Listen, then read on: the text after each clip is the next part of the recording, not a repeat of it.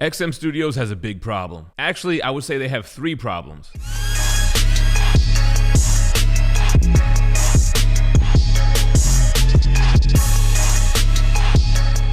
What's going on, everybody? GemMint here. Welcome back to the channel.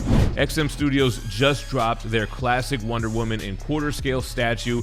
Pre-order is up, and I would say that it's being met with lukewarm reception from collectors, and I tend to agree with them, and we'll go over that plus those three problems that I mentioned. But before we do that, make sure to like this video if you're enjoying the content, subscribe to the channel, and hit that notification bell. If you like statues, we're actually giving away a statue this Sunday over on Whatnot. It's Memorial Day weekend. We're giving away the Captain America premium format. It's going down at noon. We'll probably be live here on YouTube as well, dual streaming, and then we'll do that giveaway absolutely free. If you haven't downloaded Whatnot yet, use the link in my description because it'll also give you a $10 credit that you can use on your first purchase on Whatnot. But with that out the way, let's take a look at this Wonder Woman. So here we have Wonder Woman quarter scale, and it's a similar base to their classic Batman and Superman. All of these pieces were designed by Mark Brooks, who is a professional comic book artist. I'm familiar with some of his Marvel stuff, not too much with his DC stuff, but he wanted to do a Holy Trinity versus Darkseid battle scene. Mark Brooks is a talented artist, but I wish XM would have said, dude, the only thing is we've done the destroyed rubble construction site base so many times within this hobby. We really need to kind of switch it up. And I know, what else could they have done? Could they have done another Rocky base? That's been done a million times. The only thing I could think of is something that would represent the characters more. Maybe something representing like Themyscira for Wonder Woman, Metropolis for Superman, Gotham for Batman. Something that kind of just told a story instead of just being this bland, boring scene of destruction, which, like I said, we've seen so many times before. And that brings me to the first problem with XM Studios. See, I love XM Studios. I'm a huge fan. I consider them to be one of the most innovative statue companies in our hobby. If it wasn't for them coming out with stuff like XM Ghost Rider, Magneto on Throne, I'll even credit stuff like the Submariner with this huge octopus base. They were known for these big, elaborate storytelling bases, and I feel like they had other companies stepping their game up.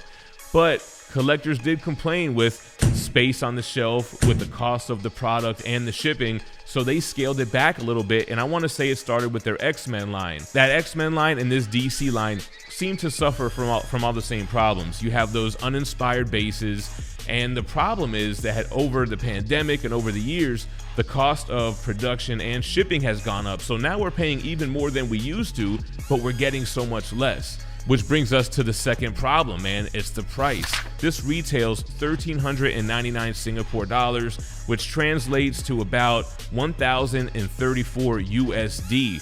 For a quarter scale piece, it looks like this is going to stand about 27 inches tall.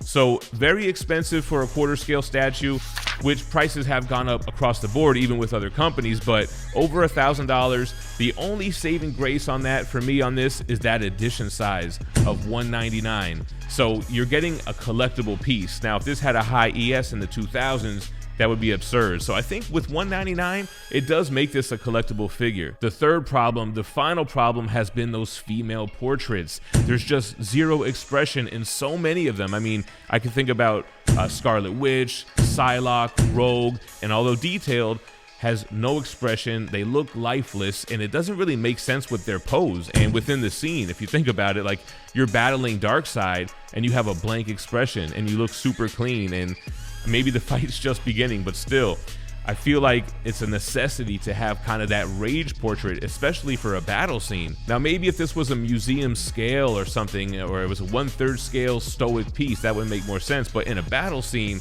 that's what's throwing me off. So that's the base, and the portrait is what I really have a problem with this piece, and many from XM. But everything in between does look good. I mean, I think the sculpt looks good. You have muscle definition in her legs, in the boots. They also are textured. Going up to the outfit, it looks like it has good shadowing in the red part of her corset there. The shield, the weapons, even that sculpted piece of fabric looks realistic, and that looks good. But with the price point, the base, and that portrait, I mean, that's a no-go for me.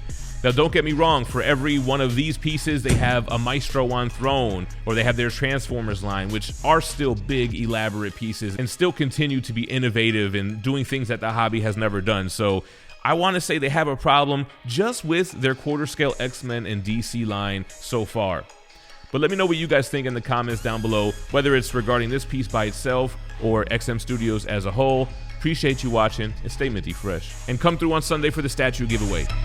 Peace.